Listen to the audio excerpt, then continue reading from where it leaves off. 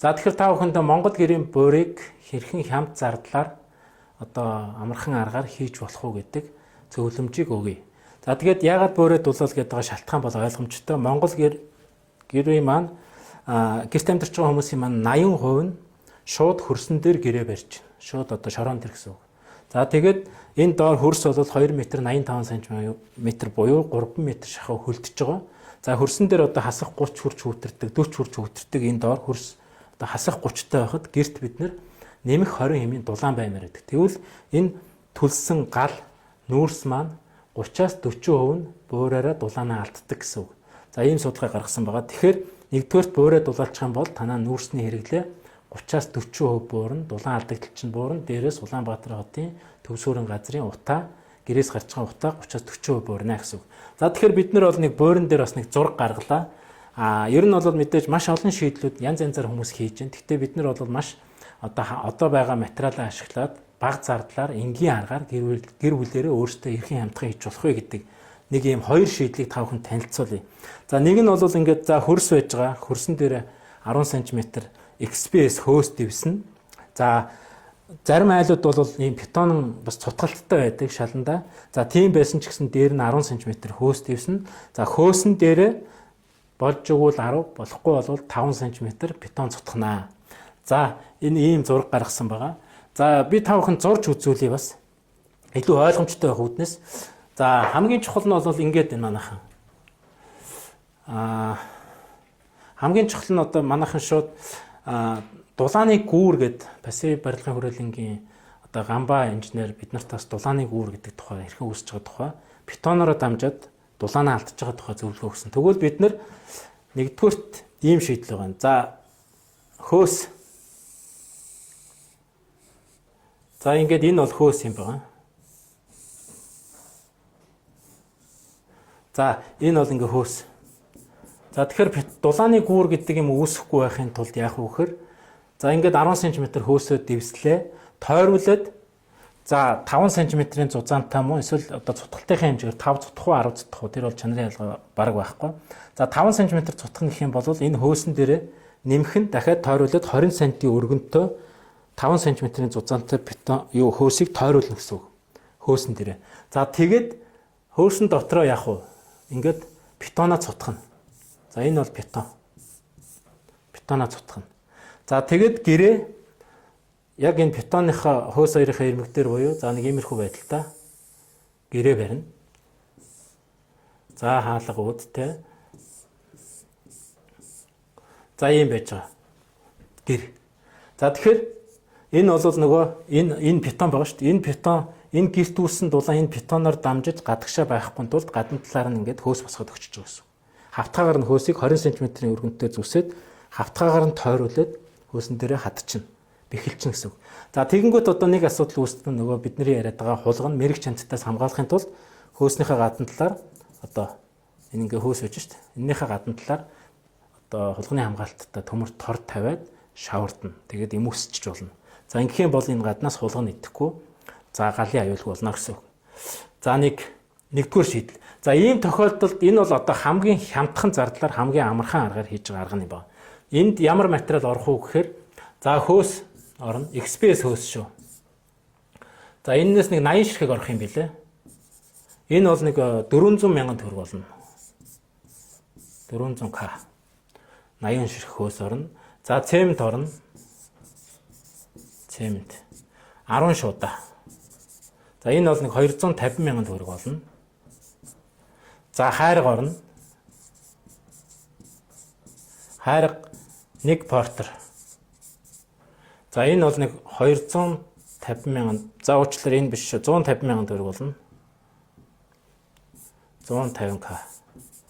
За ингээд бодох юм бол энэ 400 250 гэхээр 800 мянган төгрөгийн материалын зардалтай гар дулаан буураа шийдэж болно гэсэн үг. Тэгээд гэр бүлээрээ өөрсдөө хийж чадвал. За энд яг жижигхэн цутгалтын тор тавьж болно энэ бетоныхаа доор. За мөн энд нэг жижигхэн тор жоохон замаас гээд бас нэг 50 мянган төгрөгийн зардал нэмэгдэж магадгүй. За ингээд 800 мянган төгрөгөөр яах нь иймэрхүү байдалтай дулаан буур хийж болно нэг. За хоёр дахь нь гэвэл манайхан нөгөө Монгол гэрт амьдарч байгаа хүмүүс маань ханыхаа эрсийг өндөрлмөр байна.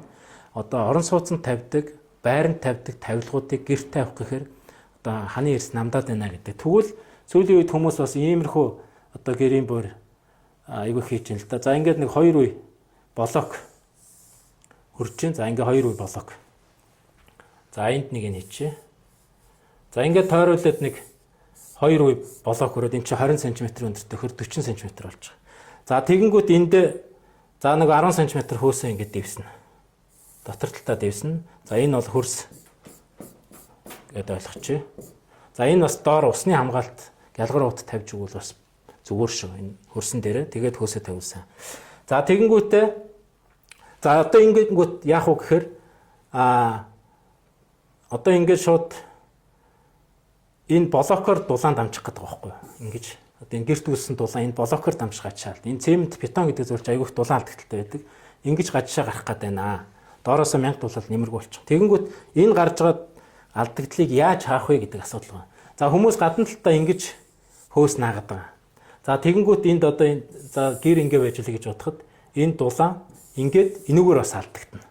Алдагдчихж байгаа байхгүй. Тэгэхээр дулаанаа одоо яах вэ гэхээр дотор талд нь хүмүүс сүүлийн үед ингэж хөөслөж байна. За энэ маань ягарах авч. За ингэж дотор талд нь хөөслөд өгч байна. За энэ хөөстгөө залгаа цутгахаас өмнө шүү. Цутгачих юм бол энд бас зааг үүсэж байна. Цутгахаас өмнө энэ хөөстгөө энэ шалан дэвсэн хөөстгөө нийлүүлээд 5 см-ийн хөөсөөр доторлоод өгчих.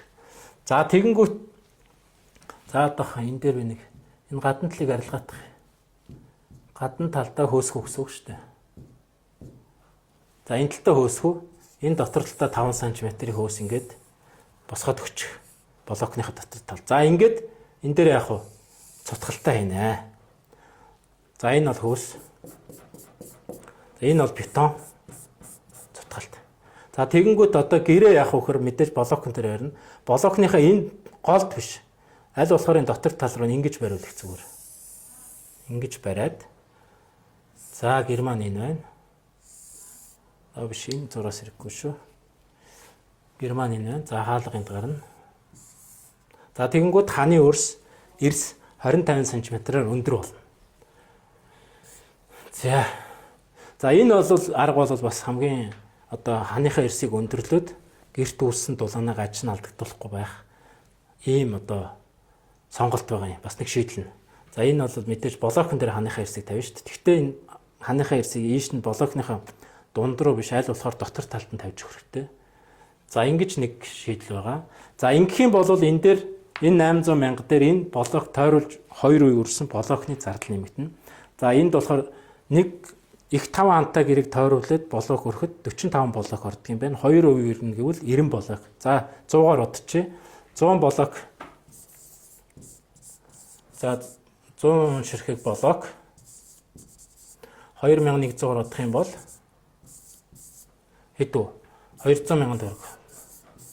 210 мянган төгрөг тий. 210 мянган төгрөг. За тээврийн зардал нэг 50 мянга гэж бодъё.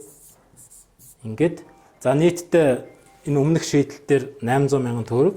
За тойруулж блок хүрэх юм бол 250 мянган төгрөг. Нийлээд сая 50 мянган төгрөгийн материалын зардалтай яах нь вэ? Дулаан бууртай болж болно. Дээрээс нь ханы эрсээ өндөрлөж болно гэсэн үг. За ингэх юм бол мэдээж танаа нүүрсний хэрэглээ 30-аас 40% буурна. За цахилгаанаар халдаг байвал бас танаа цахилгаан халаалтны хэрэгцээ буурна гэсэн үг шүү. Тэр хэмжээгээр утаа буурна. Улаанбаатар хотын иргэдийн амнаас эрүүл мэндэд бас тодорхой хэмжээний хувь нэмрээ оруулна. За энэ хоёр шийдлийг та бүхэндээ танилцууллаа. Энээс илүү гоё зөв шийдлүүл та бүхэн бас над шиг ингээд зураад үзүүлээрэй. Хуурай бас битгий шүүмжлээрэй. За баярлалаа.